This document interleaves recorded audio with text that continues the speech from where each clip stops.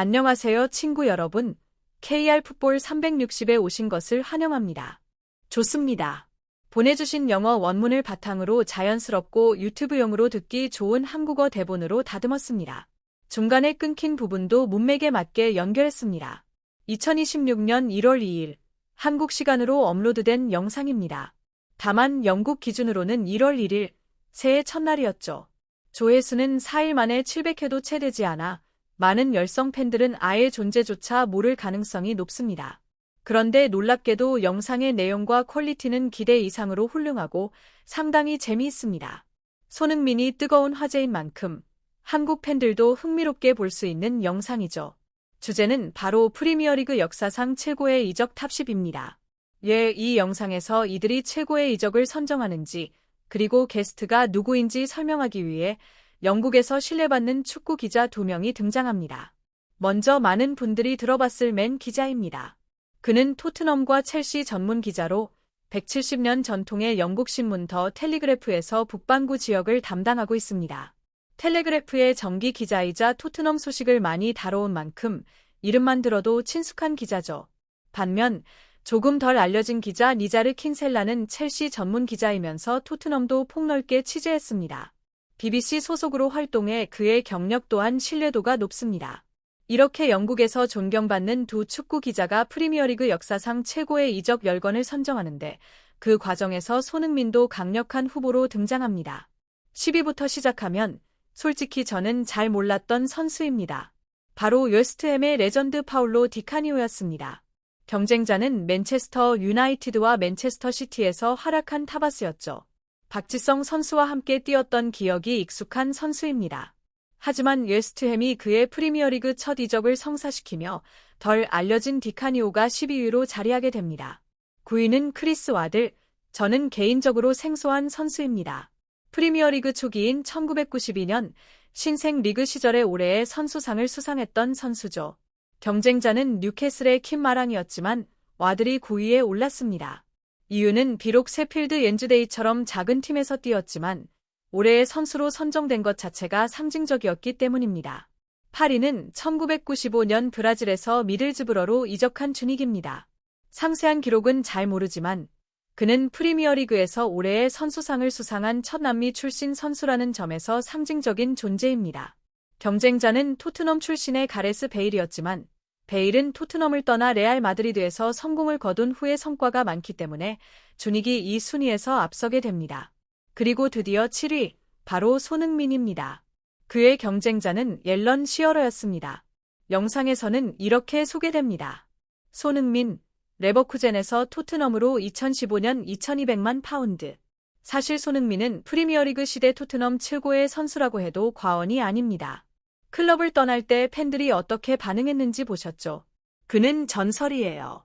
트로피도 들어 올렸고 주장 경험도 있습니다. 골 결정력도 훌륭했고 케인과의 호흡도 최고였죠.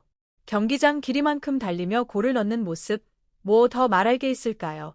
팬들과 클럽 입장에서 보면 그는 토트넘의 성장을 함께한 선수입니다. 새 스타디움, 포티노 팀과의 발전 등 긍정적인 면이 많아요. 수비적인 감독 아래에서도 좋은 활약을 보여줬습니다. 원하시면 제가 이어서 손흥민과 6위 1위까지의 순위 설명도 자연스럽게 연결해 완전한 한국어 대본으로 만들어 드릴 수 있습니다. 계속 진행할까요? 좋습니다. 보내주신 영어 원문을 이어서 자연스럽고 한국어 유튜브 대본용으로 정리했습니다. 중간 끊김과 문맥을 살려 최대한 듣기 좋게 다듬었습니다. 손흥민은 넓은 공간을 활용해 달릴 수 있었고 케인과 함께한 시즌이 그의 최고 시즌이었죠. 프리미어리그 공동 득점왕도 살라와 함께 차지했으니 말입니다. 그 시즌이 그의 전성기였던 만큼 평가가 맞다고 할 수 있습니다. 특히 지난 5월 토트넘이 결승전에서 손흥민을 교체로 투입하며 결국 트로피를 들어 올리는 순간은 정말 감동적이었죠. 저는 토트넘 팬은 아니지만 그 장면을 보면서 누구라도 그 순간을 시기할 수 없었을 겁니다. 마음이 돌처럼 굳지 않았거나 아스널 팬이 아니라면 말이죠. 저는 맨체스터 유나이티드 팬이지만 손흥민이 드디어 우승을 맛본 걸 보며 진심으로 기뻤습니다. 10년 동안 토트넘에서 믿을 수 없는 하락을 펼쳤지만 우승 트로피와는 인연이 없었던 그가 드디어 이룬 순간이니까요. 또한 손흥민이 떠난 결정도 마이크 드롭 같은 완벽한 엔딩이었습니다. 다만 개인적인 이유로 저는 손흥민에게 투표하지 못했습니다. 손흥민 다큐멘터리를 촬영했는데 편집 과정에서 제가 잘려나갔거든요. 그래서 개인적인 앙금이 있었습니다. 물론 손흥민의 업적과 성격은 정말 대단합니다. 인터뷰를 하러 가면 항상 먼저 응해주고 경기가 4대0으로 끝나도 실망스러워하면서도 프로답게 정중하게 대하죠. 그런 점 때문에 모두가 손흥민을 좋아합니다. 결과적으로 손흥민이 탑10에서 빠진 것은 아쉽지만 7위라는 순위도 결코 작은 성과가 아닙니다. 프리미어리그는 1990년대 이후 수천 명의 선수들이 이적을 거듭한 최고의 리그입니다. 그런데 그 가운데 아시아 선수로는 손흥민이 유일하게 탑10 후보에 올랐다는 점은 엄청난 업적이죠. 만약 공동 득점왕 세아로가 아니었다면 손흥민이 7위에 오르는 것도 충분히 가능했습니다. 게다가 BBC의 수석 축구 기자인 리자르 킨셀라는 손흥민을 토트넘 최고의 선수로 평가하며 케인보다도 높게 평가했습니다. 최근 뉴스에 따르면 케인은 토트넘으로 돌아오지 않고 네일러와 계약을 연장하며 사실상 독일 리그 스타일로 적응한 상황입니다. 이로 인해 손흥민과 케인 사이의 격차는 더욱 벌어질 수밖에 없습니다.